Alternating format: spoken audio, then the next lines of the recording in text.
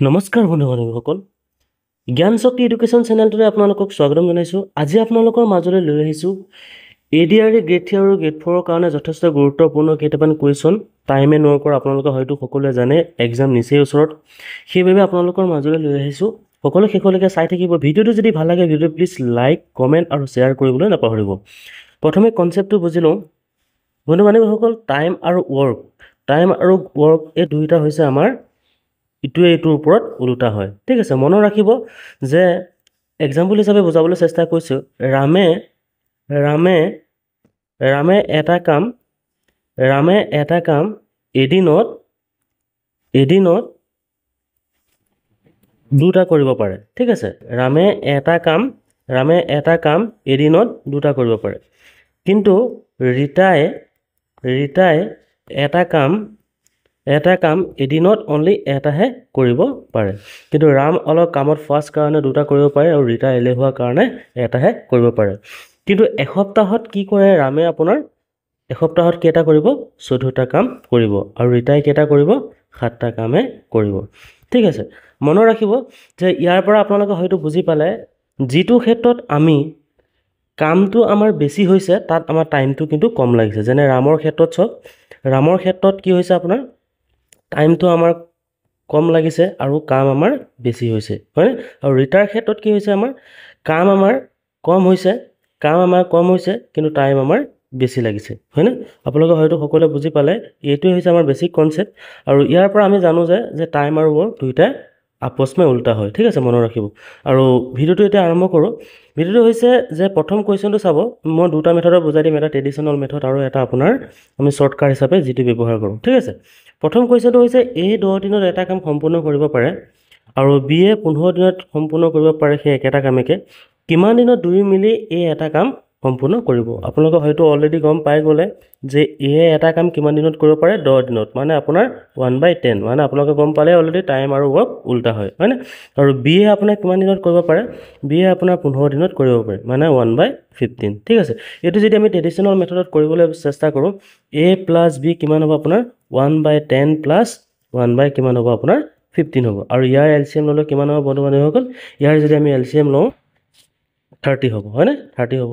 গতিকে 10 30 কেইবাৰ যাব? 3বাৰ যাব। 15 30 কেইবাৰ যাব?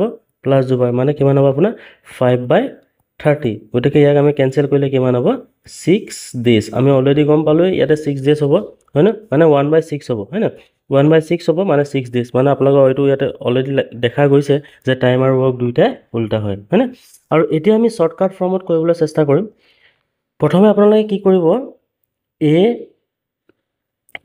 A আৰু B এনেকৈ পাতি ল'ব। তাৰপিছত কৰিব আপোনাৰ 10 দিনত, B আপোনাৰ কিমান দিনত কৰিব? 15 দিনত, হয়? তাৰপিছত এনেকৈ কৰিব। আৰু এতিয়া আপোনালোকে টোটেল এলচিএমটো উলিয়াব। 10 আৰু 15ৰ এলচিএম কিমান হ'ব? আপোনাৰ 13 হ'ব, হয়নে? 10 আৰু 15ৰ এলচিএম হ'ব 13। গতিকে ইয়াক যদি আমি এদিনৰ কামটো উলিয়াবলৈ চেষ্টা কৰোঁ, আপোনাৰ A কিমান হ'ব? 10 30 কেইবাৰ যাব? 3বাৰ যাব। আৰু এইটো হৈছে আপোনাৰ এফিচিয়েঞ্চি। ঠিক আছে, মনত ৰাখিব এদিনৰ কাৰ্যক্ষমতা। ঠিক আছে, আৰু B আপোনাৰ কিমান হ'ব? আপোনাৰ B আপোনাৰ হ'ব 2। গতিকে ইয়াক যদি আমি প্লাছ কৰোঁ কিমান হ'ব? আপোনাৰ 15 হ'ব, 5 হ'ব, হয়নে? ইয়াক যদি আমি প্লাছ কৰোঁ কিমান হ'ব? 5 হ'ব, হয়নে? মানে আপোনাৰ এই টোটেল যিটো আমি এদিনৰ কাৰ্যক্ষমতাটো পালোঁ, তাৰপিছত আমি টোটেল যিটো ৱৰ্ক হওক তাক আমি ডিভাইড কৰিম। কিমান কৰিম? 30 + 5 কিমান হ'ব? আপোনাৰ কিমান হ'ব? 6 ডেজ। অলৰেডি গম পাই গ'লে আমাৰ ট্ৰেডিশ্যনেল মেথডত আপোনাৰ 6 ওলাইছে আৰু ইয়াতো আমাৰ 6 ওলাইছে। আপোনালোকে এনেকৈ চল্ভ কৰিব পাৰিব। ঠিক আছে, নেক্সট কুৱেশ্যনটো চাব। যথেষ্ট গুৰুত্বপূৰ্ণ এটা কুৱেশ্যন হয়। নেক্সট কুৱেশ্যনটো চাব। নেক্সট কুৱেশ্যনটো হৈছে আপোনাৰ A B C এটা কাম ক্ৰমে 10 দিন 12 দিন আৰু 15 দিনত সম্পূৰ্ণ কৰিব পাৰে। সিহঁতে একেলগে কামটো কৰোঁতে কিমান দিন লাগিব? ইয়াতে দিয়া আছে 16 দিন, 8 দিন, 4 দিন আৰু 2 দিন। প্ৰথমে আমি ইয়াৰ এলচিএমটো উলিয়াই ল'ম। ঠিক আছে, আৰু প্ৰথমে ট্ৰেডিশ্যনেল মেথডতে দেখাই দিছোঁ। ট্ৰেডিশ্যনেল মেথডত আপোনাৰ A আপোনাৰ কিমান দিনত কৰিব? A কৰিব আপোনাৰ 1/10 আৰু B কিমান দিনত কৰিব? B কৰিব আপোনাৰ 1/12 আৰু C কৰিব আপোনাৰ 1/15। আৰু এই আটাইকেইটা যদি এলচিএম লওঁ আমাৰ কিমান হ'ব? এলচিএম মানে হয়তো বুজি পাইছে আপোনাৰ 10, 12 আৰু 15। ইয়াৰ এলচিএমটো আপোনালোকে হয়তো বুজি পাইছে আমি কেনেকৈ উলিয়াব লাগিব, হয় না? ইয়াতে 2 5 × 10, 2 6 × 12, 15টো এনেকৈ থাকিলে আকৌ সেম আমি আকৌ 2 কৰিম 2 5 2 3 গুণ 6 15টো এনেকৈ থাকিব আকৌ আমাৰ 3 কৰিম হয় ন 5টো হ'ব তাৰপিছত 1 আহিব 3 5 গুণ কিমান হ'ব 15 আকৌ 5 কৰিম 5টো আহিব 1 1 হ'ব হয়নে 2 2 গুণ 4 4 3 গুণ 12 5 12 60 মানে এলচিএম আপোনাৰ কিমান হ'ব 60 হ'ব ঠিক আছে গতিকে 60টো ইয়াতে পাতিলে আপোনাৰ 10 60 কেইবাৰ যাব আপোনাৰ 6 বাৰ যাব আৰু 12 60 কেইবাৰ যাব আপোনাৰ 5 বাৰ যাব হয় ন আৰু 15 60 কেইবাৰ যাব 4 বাৰ যাব গতিকে এই আটাইকেইটা যদি প্লাছ কৰে কিমান হ'ব আপোনাৰ 6 5 11 11 4 15 15/60 হ'ব গতিকে 4 15 কিমান হ'ব 60 হ'ব আনসাৰটো হ'ব আপোনাৰ 4 days ঠিক আছে মানে আপোনাৰ 1/4 হয় গতিকে আপোনাৰ আমি লিখিব পাৰো 4 days ঠিক আছে গতিকে আনসাৰটো হ'ব 4 days মনত ৰাখিব আৰু নেক্সট আমি শৰ্টকাটত কৰিবলৈ চেষ্টা কৰিম